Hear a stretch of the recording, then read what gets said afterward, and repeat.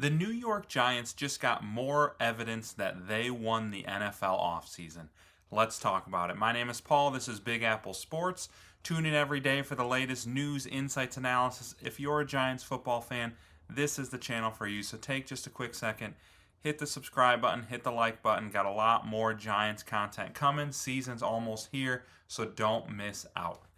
Now, one of the big narratives of this offseason was that during the NFL draft, a lot of people were talking about how this was such a weak quarterback class and that the wise move for a lot of these teams would be to wait a year and tank because this upcoming quarterback class is going to be every bit as good as like the recent one that had Jaden Daniels and Caleb Williams and Bo Nix and J.J. McCarthy and Drake May. Like, that's how people are talking about this upcoming class. And you've already heard, rumors that like, oh, the Colts are going to start Daniel Jones because they're tanking for Arch Manning. Or, the Raiders or the Browns or the Steelers, they all either didn't take a quarterback at all or waited several rounds to take more of a developmental guy because they are preparing for this upcoming draft. And I think a lot of people were kind of confused that the Giants, instead of just, running out Tommy DeVito or Daniel Jones another year and tanking for one of these top QBs, instead traded up, got Jackson Dart, and brought in Russell Wilson and Jameis Winston so that Dart can sit and learn a year. And I think a lot of people felt like that was maybe not the best decision. Well, fast forward 3 months, Jackson Dart looks like an absolute star, tore it up in the preseason, and now we're finally going to get to see these quarterbacks in this upcoming draft class. And frankly, it doesn't look like the Giants missed a whole lot. This weekend, Mel Kiper, one of the biggest draft analysts out there, I know a lot of people think he's a hack. I'm not going to sit here and say I think he's, the greatest draft analyst out there, but he's probably the most famous one. So we're going to look at what he put out this weekend, and he's saying 6 quarterbacks at least will be drafted in the first round. And people were talking about Arch Manning being the number 1 overall pick, every bit as good, maybe even the most talented of the Mannings. And then you see him go out there, and he looks like absolute garbage this year. Only threw for 170 yards. Most of those were in the fourth quarter against prevent defense. I think halfway through the game, he had more commercials on TV than he had completions. Was skipping throws to his receivers. Did not look good at all.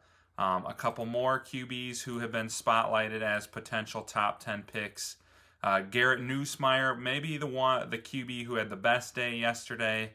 Went against Cade Klubnik, who had a pretty ugly performance, 31.4 QBR, and that's at home against LSU.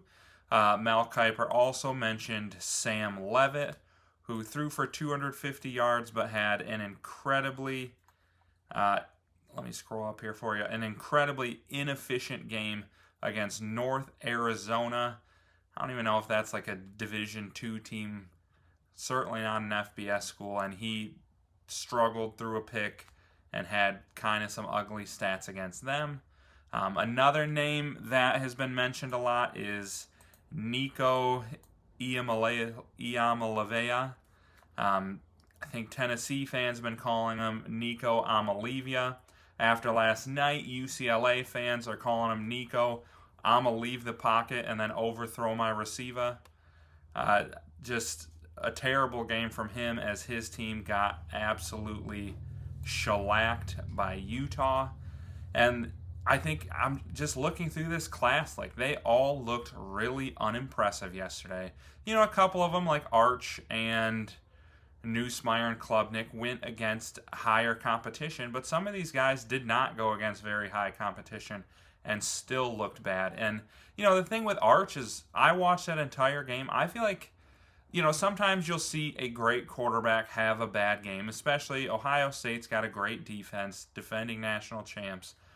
But like he looked bad. Like some of it, he had terrible form, was skipping passes, like throwing off balance even when he wasn't under pressure. Like he looked awful. Like you didn't really even see flashes of the talent. And yeah, I'm just looking at this draft class, watching college football yesterday, thinking like, man, the Giants made a good decision last year. Like I I didn't see a single guy yesterday that I wished the Giants could get in this upcoming draft.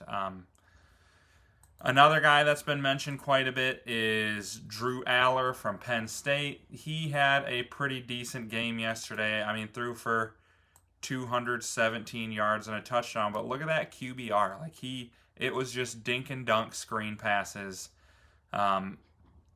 Even though he had a very high completion percentage, his QBR was so low because they were just such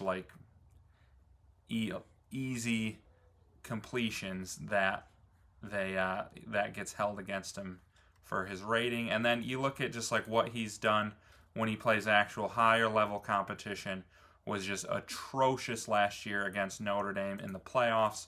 Threw one of the ugliest picks I've ever seen to lead them to a loss in that game. I don't want him either. Jackson Dart looks head and shoulders better than any of these guys did yesterday.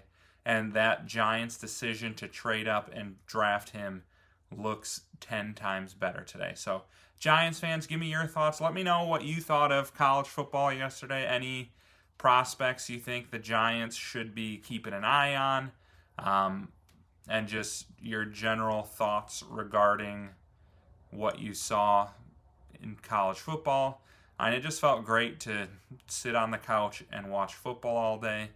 And then one more thing I wanted to add is I'm sure out of all these guys, whether it's Newsmeyer, one guy who hasn't played as of me recording, I think his game's about to start, is Lenoris Sellers. We'll see how he does today.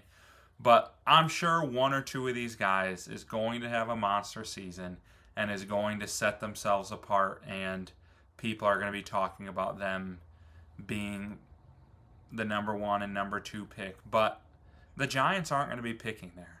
This is an elite defense. They're going to be top 5 in the NFL with Russell Wilson or Jackson Dart or Jameis, whoever plays the majority of the games this year.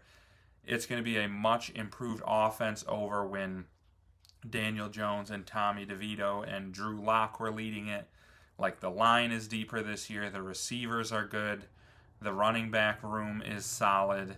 And the quarterback play is going to be significantly better. So this team is not picking in the top 5.